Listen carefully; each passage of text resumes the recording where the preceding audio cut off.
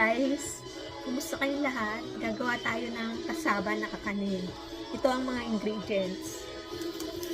Grated kasaba, frozen pa siya, ima-microwave ko na lang.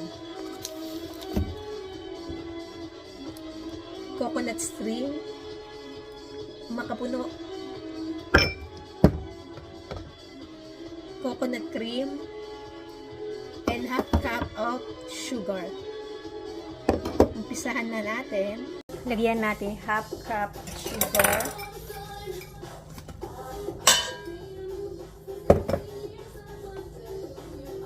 One cup of coconut cream or coconut milk.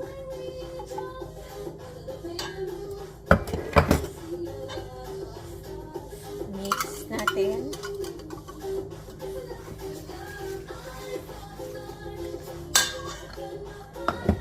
And 1 cup of coconut string or coconut sports string.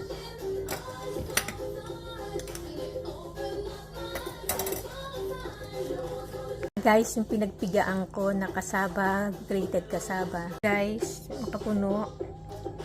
Pwede din yung coconut. Pero mas masarap to. Then, i-mix lang natin.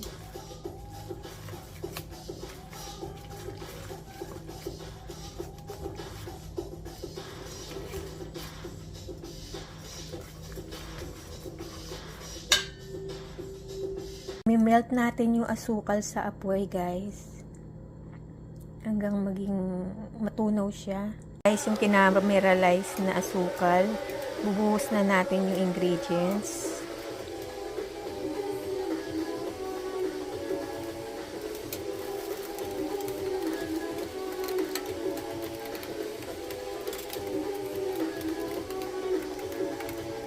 Siya, guys, lalagyan ko lang ng foil sa ibabaw. Inalang na natin, hintayin natin ng 45 minutes. Guys, eto na guys, ang finished product. Hindi ko pa mabaliktad kasi mainit pa siya.